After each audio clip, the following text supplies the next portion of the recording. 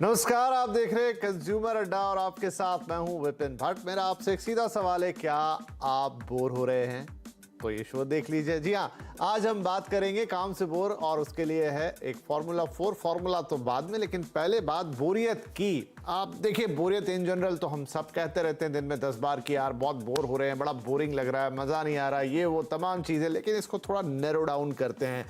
बोरियत अगर काम से होने लग जाए तो फिर दिक्कत है भाई। क्या आप जानते हैं कि एक सर्वे है, 83% लोग नौकरी काम से बोर होने के साथ छोड़ते हैं, और ये दुनिया में नौकरी छोड़ने का तीसरा सबसे बड़ा कारण है। तो बोर होके अगर जॉब छोड़नी पड़ जाए, काम में मजा ना आए, उसके खैर बहुत सारे आफ्टर इफेक्ट्स होते हैं। अगर आप बोर होने लग गए अपने काम से, तो फिर ये भी है कि आपकी तरक्की का जो रास्ता है ना, ये तरक्की की जो रफ्तार है, वो भी तो धीमी हो जाएगी। फिर वो परफॉर्मेंस ही नहीं आएगा, तो फिर बोरियत हावी होगी, आप अच्छे से परफॉर्म नहीं करेंगे, तो भाई इंक्रीमेंट कैसे होंगे, आगे कैसे बढ़ेंगे, तमाम चीज़ें हैं। तो चलिए आज इस बोरियत के बोरिंग टॉपिक को थोड़ा एक्साइटिंग बनाते हैं। इसी पे बात होगी। हमारे साथ कुछ खास मेहमान जुड़ रहे हैं। आई होप कि वो बोर नहीं होंगे। मार्चिंग शिप की फाउंडर और CEO Sonika Aaron, global Hunt के एमडी सुनील गोयल, और फीलिंग माइंड्स की साइकोलॉजिस्ट डॉक्टर चीनू अग्रवाल। आप सभी का बहुत बहुत स्वागत है। तो सुनील जी, मैं आपसे ही शुरू करूं और पहला सवाल यही पूछूं कि क्या आपको बोरियत हो रही है कंज्यूमर अड्डा में इस वक्त? आप म्यूट पर हैं सर, तो मैं मान लेता हूं कि आप बोर हो रहे हैं। नहीं नहीं नहीं, मुझे एकदम से बोरियत नहीं हो रही है, क्योंकि आप हमेशा एक बहुत ही नया और इनोवेटिव विषय लेके आते हैं और बहुत ही इंटरेस्टिंग डिस्कशन होता है वो। तो मुझे तो कोई भी बोरियत नहीं होती है। और मैं जहां तक लोगों की बात कहूँ, तो एक काम करने का तरीका और खाना खाना, जैसे कहते हैं ना, बहुत भी अच्छा खाना हो तो आप कितने दिन तक लगातार सेम सेम खाना खाएंगे, तो उसमें भी चेंजेस की जरूरत होती है। तो उसी तरीके से काम के लिए एक job rotation, internal job rotation की बहुत इंपॉर्टेंस होती है। और एचआर के पास एक प्रैक्टिसेस भी होती हैं बहुत बड़ी ऑर्गेनाइजेशंस में, जिनमें बोलते हैं इंटरनल जॉब रोटेशंस, यानी एक आदमी को एक डिपार्टमेंट से दूसरे डिपार्टमेंट में मूव किया जाता है, दूसरे से तीसरे डिपार्टमेंट में मूव किया जाता है। उसका पर्पस एचआर का या ऑर्गेनाइजेशन का ये होता है कि कोई भी टैलेंटेड आदमी अपने काम से बोर ना हो जाए, उसको अलग अलग काम करने का मौका दिया जाए। और उसको जब अलग अलग डिपार्टमेंट में काम करने का मौका मिलेगा, तो उसका टैलेंट ग्रूम होगा, वो ऑर्गेनाइजेशन को और अच्छी तरह कंट्रीब्यूट कर पाएगा, और शायद वो फिर से वापस, अगर 1 साल 2 साल के बाद वापस अपने पुराने रोल में भी आता है, तो वहां ज्यादा कंट्रीब्यूट कर पाता है, क्योंकि उसको एक तो एक्सपोजर होता है, और दूसरा उसको लगता है कि हर काम में, जैसे कई बार ये भी होता है कि जब हमें दूसरे के काम की ज्यादा ज्यादा उसकी डिटेलिंग पता नहीं होती है, तो भी ज्यादा बोर होने लग जाते हैं, या दूसरे का काम हमें ज्यादा इंटरेस्टिंग लगने लग जाता है और अपना काम ज्यादा बोर लगने लग जाता है। तो ये भी बहुत जरूरी है कि मुझे लगता है कि जॉब रोटेशन, जैसे घर में भी देखिए तो लोग आपस में काम बांटते हैं कई बार कि भाई आप आज आप बाहर का कर लो, आज हम अंदर का कर लेते हैं, सो एंड सो करके। तो हर जॉब के लिए एक रिक्वायरमेंट है, एक नीड है कि जॉब में रोटेशन हो, लोगों को क्रॉस डिपार्टमेंट में अपॉर्चुनिटी मिले, मौका मिले। कोई भी जॉब अपॉर्चुनिटी नहीं आती है तो पहले हम बोलते हैं internal job promotion, IJP. Company के अंदर इंटरनल एडवर्टाइज होती है कि कोई अप्लाई करना चाहते हैं, उनका फॉर्मल इंटरव्यू होता है उस डिपार्टमेंट के लिए, उस फॉर्मल इंटरव्यू के बाद अगर उनकी सिलेक्शन होता है उनका, तो वहां पे उनको जॉब मिलती है। तो अभी भी प्रैक्टिसेस हैं कि लोग बोर ना हो काम से, बट हाँ, अपनी एक्टिविटीज में क्या होती है, रूटीन की जगह अगर कुछ अलग अलग अगर आपके पास 20 एक्टिविटीज है, तो 20 एक्टिविटी आप एक दिन में भी नहीं कर सकते, तो आप रोटेट कर करके काम को करते हैं। तो मुझे लगता है टीम में, अगर विद इन द टीम और के अंदर भी अगर एक्टिविटीज को रोटेट किया जाए, तो उससे भी काफी एक्साइटमेंट बनता है, बिकॉज अल्टीमेटली ब्रेन काम करता है, और ब्रेन स्टैटिक हो जाता है सेम चीज कर करके। ब्रेन को लगता है कि मैं नहीं सीख रहा हूं, मुझे कुछ लर्निंग नहीं है। जो एक नंबर था, जो फिगर मैंने आपको बताया कि 83% लोग जॉब छोड़ देते हैं जस्ट बिकॉज ऑफ बोरियत, कितनी सच्चाई है? मुझे थोड़ा बिलीव नहीं हो रहा है इस आंकड़े पे। देखिए, जॉब छोड़ते इसमें 83% 3-4 कारण है। पहले अपनी प्रोग्राम 83%, ये मतलब ये तीसरा बड़ा कारण है। 83% लोगों का कई बार कारण बोरियत होता है, ये कहने का मतलब है। बोरियत एक वन ऑफ द रीजन है। उसके अगर आप जॉब लिविंग के रीजन पूछेंगे तो compensation, growth, not having a good boss, अच्छा नहीं, मैं ये कह रहा हूं कि तीसरा बड़ा कारण है। तो क्या सच में बोर होके लोग जॉब छोड़ते भी हैं? होते तो हैं, क्योंकि अगर आज के डेट में करंट सिनेरियो में देखिए, जो मिलेनियल है, वो 1, 1.5, 2 साल के बाद बोलते हैं बहुत हो गया, मैंने बहुत दिन काम कर लिया इस कंपनी में। शायद एक जनरेशन पहले जाएंगे तो लोगों को शायद 5-7 सालों में जो फीलिंग आती थी, 8 साल में जो फीलिंग आती थी, आज के डेट में 2 साल में। ठीक है, गॉट योर पॉइंट सर। तो बोरियत कई बार कारण बन सकती है। अब थोड़ा बोरियत को समझ लेते हैं और फिर से उसके आपको काम से जोड़ेंगे। चीनू जी, ये बताइए कि कैसे समझे बोरियत को, क्योंकि एक समय में जो काम आपको एक्साइटिंग लगता है जब आप उसकी शुरुआत करते हैं, वही सेम चीज आपको थोड़े दिनों में बोरिंग भी लगती है या थोड़े ज्यादा समय के बाद। मतलब चीज तो नहीं बदल रही है, ये आपकी अंदर की स्थिति बदल रही है। तो क्या ये साइकोलॉजिकली कुछ बदलता है या कोई केमिकल लोचा है, कोई कोई हार्मोन्स है जो कब ज्यादा हो जाते हैं, क्या होता है? विपिन जी, सबसे पहले तो आपको साधुवाद, इतना अच्छा टॉपिक लेकर आए। दूसरा, मुझे ये बताइए, क्या आप मुझे ठीक से सुन पा रहे हैं? हाँ जी, हाँ क्योंकि जी, यहाँ पर सुन पा रहे हैं। बोरियत को समझने के लिए हमें एक बहुत ही खास मनोवैज्ञानिक के पास जाना पड़ेगा, जिनका नाम है मिहाली। उन्होंने एक किताब लिखी है फ्लो के ऊपर, जिसमें वो ये कहते हैं कि बोर्डम क्यों होता है। तो दो चीजों का उन्होंने एक मैट्रिक्स बनाया, जिसमें उन्होंने ये कहा, पहली चीज है स्किल, आपकी परसीव्ड स्किल, मतलब आपके अंदर अपनी ही कुशलता का क्या बोध है। और दूसरा चैलेंजेस, वर्क प्लेस पे या कहीं भी इन दोनों के कॉम्बिनेशन और डायनेमिक्स से ये डिसाइड होगा कि क्या आप बोर होंगे या आप अपने काम में बहुत पैशनेटली इन्वॉल्व होंगे। तो कैसे?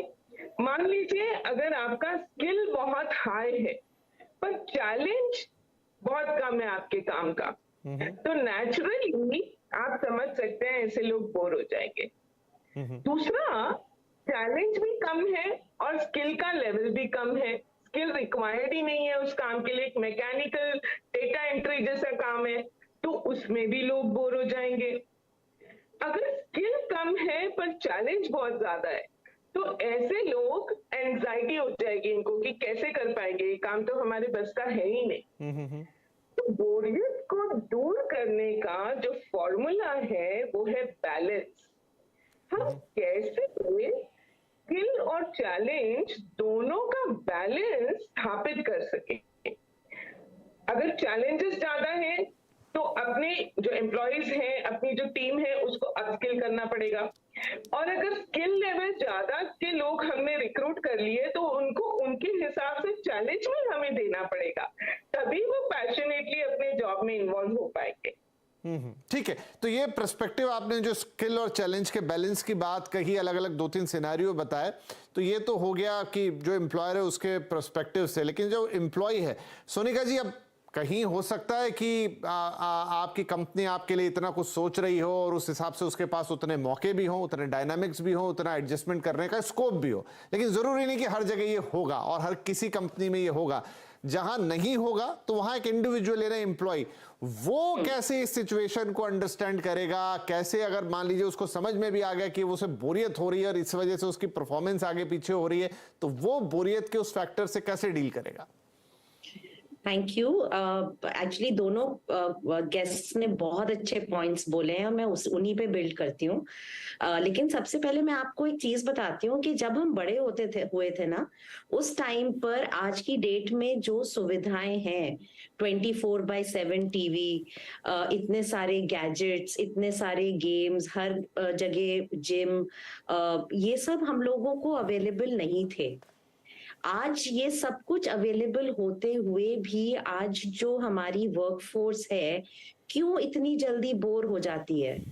आज अगर आप पुराने टाइम पे देखें, ऑफिसेज में ना जिम होते थे, ना इतनी अच्छी पैंट्रीज होती थी, ना रिक्रिएशन रूम्स होते थे, लेकिन फिर भी लोग काम करते थे और लंबा काम करते थे। लेकिन आज ये सब फैसिलिटीज ऑफिस में होते हुए भी, इतनी अवेयरनेस, एचआर डिपार्टमेंट्स इतनी अवेयरनेस होते हुए भी लोग बोर हो जाते हैं। ऐसा क्यों है? और उसके लिए आपने बिल्कुल सही बोला, आज की वर्कफोर्स को समझना बहुत जरूरी है।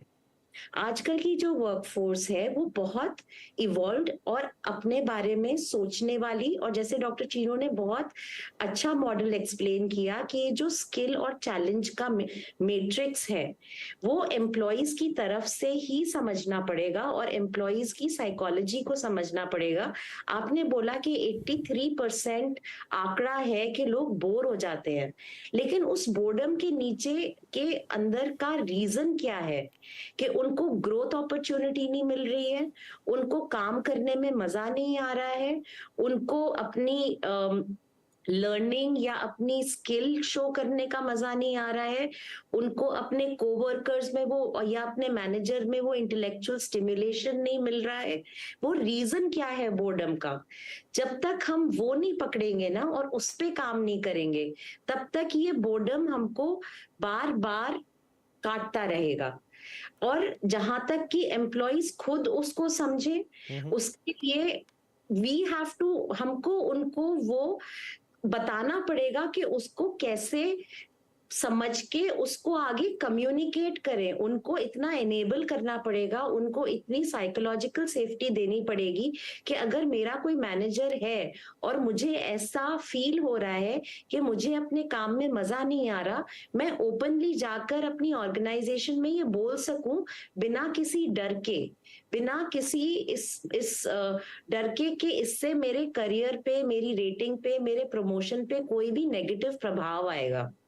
तो जब तक कि ये सब चीजें नहीं होंगी, हम इस दौर को देखते रहेंगे। चलिए ठीक है, ये एक अच्छा एनालिसिस है कि और ये मुझे लग रहा है कि शायद एक म्यूचुअल सी सिचुएशन है जहां पर दोनों, मतलब नियोक्ता और जो जिसे एम्प्लॉय और एम्प्लॉयर, उन दोनों की बातें अगर हम इसको सिर्फ रिस्ट्रिक्ट रखें अपने जॉब तक, तो सुनील गोयल साहब फिर कैसे इस पर आगे बढ़ा जाए? क्योंकि जैसा मैंने कहा, मैं अभी भी उस सवाल को थोड़ा और गहरा लेकर जाऊंगा कि बहुत बार अब ये है कि कंपनी से क्या होता है, मेरे बॉस मेरा कितना सुने या पूरा जो मैनेजमेंट वो कितना सुने, लेकिन आपके हाथ में एटलीस्ट आपके तो कंट्रोल होते हैं एक हद तक।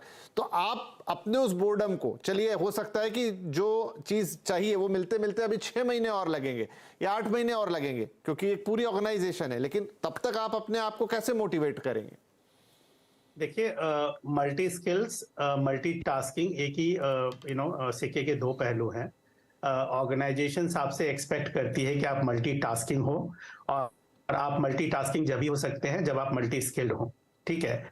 और इसके साथ साथ तीसरी चीज जो होती है कि एक्टिव पार्टिसिपेशंस, जो इवेंट्स होते हैं, चाहे वो वर्क रिलेटेड होते हैं, फन रिलेटेड होते हैं, एक्टिविटी रिलेटेड होते हैं, टीम रिलेटेड होते हैं, वहां पे पार्टिसिपेशन, ये बहुत बड़ा एक लर्निंग का लैडर होता है किसी भी एक इंडिविजुअल के लिए और किसी भी लेवल पे। क्योंकि आई एम श्योर अगर सीनियर लोग हैं तो उनके सीनियर लेवल पे उनको अपॉर्चुनिटी दी जाती है, नए बिजनेस अपॉर्चुनिटी दी जाती है, नई स्ट्रैटेजी बोलते हैं, मार्केट रीडिंग बोलते हैं, कॉम्पिटिशंस बोलते हैं, बहुत सारी चीजें होती है जो निकल के आते हैं। तो हर लेवल पे ये तीनों चीज है। तो इंडिविजुअल के लिए जो सबसे इंपॉर्टेंट चीज है कि आपको जब भी टाइम मिले अपने आप को मल्टी स्किल्स कीजिए। यानी अभी कोई आप ऑनलाइन कोर्स करते हैं, कुछ आप सीखते हैं, कुछ वो करते हैं, जो आपके यहाँ नई चीजें हो रही है उसके बारे में पढ़ें। दूसरी जो इंपॉर्टेंट चीज होती है, जब जहां आपको मौका मिले वहां पार्टिसिपेट कीजिए। मतलब आप बैठे ना रहे कि आपको कोई आके बोलेगा, कोई एक फॉर्मल जिम्मेवारी देगा, क्योंकि जिम्मेवारी भी उसे मिलती है जो पार्टिसिपेट करते हैं, जो करते हैं। तो वहां जाके आप पार्टिसिपेट करें। यानी अगर आप देखें तो वैल्यू प्रपोजिशन कैसे क्रिएट होती है कि आप अपने आप को मल्टी स्किल करते हैं, आप मल्टी स्किल करने से आप मल्टीटास्किंग रिसोर्स बन जाते हैं, और ऑर्गेनाइजेशन को मल्टीटास्किंग रिसोर्स चाहिए। तो आज की डेट में कोई भी ऑर्गेनाइजेशन किसी भी रिसोर्स को जब बाहर से रिक्रूट करती है, वो उस रिसोर्स पे आपसे आधा ट्रस्ट करेगी या बिलीव करेगी, आप पे ज्यादा करेगी। अगर आपका पार्टिसिपेशन नहीं है या आप इनिशिएटिव लेना नहीं चाहते, तब वो बाहर के रिसोर्स को लेके आएगी। अगर आप कर रहे हैं तो आपको पहले अपॉर्चुनिटी मिलेगी।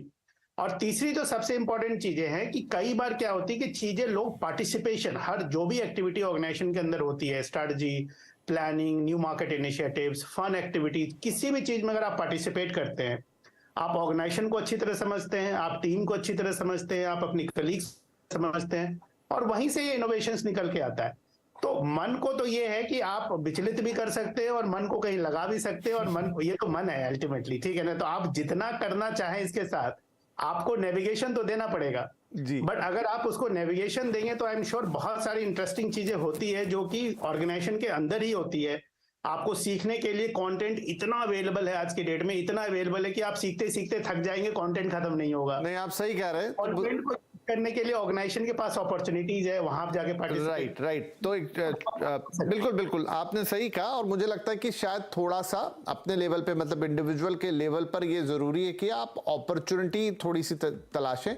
थोड़ा सा पार्टिसिपेशन, जिसको आप कह रहे हैं कि चीजें चल के आपके पास नहीं आएगी, आपको अपना एक्टिव पार्टिसिपेशन दिखाना पड़ेगा। एंड समटाइम कुछ भी सीखने के लिए आपको हमेशा प्रयासरत रहना होगा। आप उसी दायरे में घूमेंगे तो फिर बोरियत होना लाजमी है। चलिए एक छोटा ब्रेक लेते हैं यहाँ पर, लेकिन ब्रेक के बाद थोड़ा और इस दायरे को बड़ा करेंगे कि आप काम ऑफिस में जरूर करेंगे 9 से 5 या जो भी आपके टाइमिंग आवर्स है, लेकिन उसके बाकी की भी जिंदगी में जो आपकी अप्रोच होगी इस बोरियत के प्रति, वही चीज आपके वर्किंग आवर्स में भी नजर आएगी। तो क्या वहां पर कुछ चेंज लाके यहां पर चेंज ला सकते हैं? ये सवाल रहेगा हम इस ब्रेक के बाद। छोटा सा ब्रेक।